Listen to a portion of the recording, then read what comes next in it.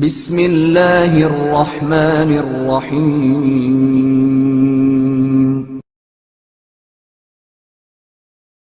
دیہاتی اور چور۔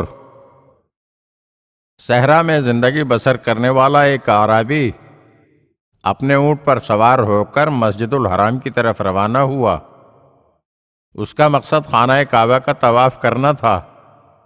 خانہ کعبہ کے نزدیک پہنچ کر اس نے دیکھا کہ وہاں کوئی ایسا شخص موجود نہیں ہے جس کے حوالے وہ اپنا اونٹ کرے۔ چنانچہ اس نے اپنے اونٹ کے پاؤں رسی سے باندھے اور یوں گویا ہوا، اے خانہ کعبہ کے مالک، میں اپنا اونٹ تیرے حوالے کرتا ہوں۔ اس اعرابی نے دل کی گہرائی سے یہ جملہ ادا کیا اور مسجد الحرام میں داخل ہو گیا اور خانہ کعبہ کا طواف کرنے کے بعد 2 رکعت نماز پڑھنے میں مشغول ہو گیا۔ ادھر ایک مکار چور چھپا ہوا تھا، موقع پاتے ہی اونٹ کے پاؤں کی رسی کھولی اور لے کر فرار ہو گیا۔ طواف اور نماز سے فارغ ہونے کے بعد اعرابی مسجد الحرام سے باہر آیا تو وہاں اونٹ موجود نہیں تھا۔ اس کا کل سرمایہ یہی تھا۔ وہ اچھی طرح سمجھ چکا تھا کہ اس کا اونٹ چوری ہو گیا ہے۔ اس نے کسی قسم کی فریاد و فغاں نہیں کی، بلکہ واپس لوٹ کر خانہ کعبہ کا پردہ ہاتھوں میں تھام کر کہا، پروردگارا، کیا میں نے اپنا اونٹ تیرے حوالے نہیں کیا تھا؟ پھر آخر وہ چوری کیسے ہو گیا؟ اس اعرابی کو خدا کی قدرت پر کتنا یقین تھا کہ اس نے اس طرح کے الفاظ زبان سے ادا کیے، بلکہ کہتے ہیں کہ اس نے اور بھی بہت سی باتیں کی جو ایک اعرابی کے منہ سے ہی اچھی لگتی ہیں اور دوسروں کا اس طرح کہنا مناسب نہیں۔ مثلاً اس اعرابی نے یہ بھی کہا، خداوندہ، یہ اونٹ تیری جیب سے گیا ہے، لے جانے والے نے مجھ پر کوئی ظلم نہیں کیا، بلکہ اس چور نے تیری عزت کو داغدار کیا ہے، کیونکہ میں نے اپنا اونٹ تیرے حوالے کر دیا تھا۔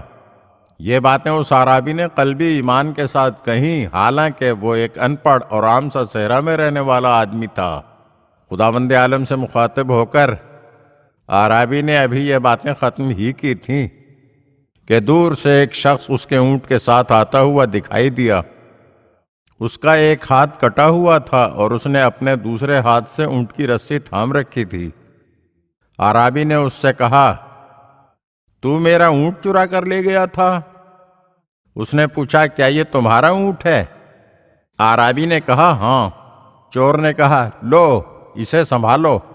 جب میں یہ اونٹ چرا کر صفا و مروہ کے درمیان سے گزر رہا تھا تو پہاڑ کے قریب سے ایک بزرگ نے مجھے ڈانٹ کر کہا، تمہیں شرم نہیں آتی؟ مسجد الحرام کے پاس حرم کے اندر لوگوں کا مال چراتے ہو؟ اپنا ہاتھ آگے بڑھاؤ۔ میں نے بے اختیار اپنا ہاتھ آگے کر دیا اور انہوں نے میرا ہاتھ کاٹ دیا اور پھر مجھے حکم دیا، اب تم خود لے جا کر یہ اونٹ اس کے مالک کو پہنچاؤ۔ اس طرح یہ بدقسمت چور ذلیل و رسوا ہو کر اونٹ لے آیا اور وہ اعرابی خوشی خوشی اس پر سوار ہو کر روانہ ہو گیا۔ خدا پر اس قسم کا توکل ایمان کامل کے ہی نتیجے میں پیدا ہوتا ہے۔ ایمان کامل کے ہی نتیجے میں پیدا ہوتا ہے۔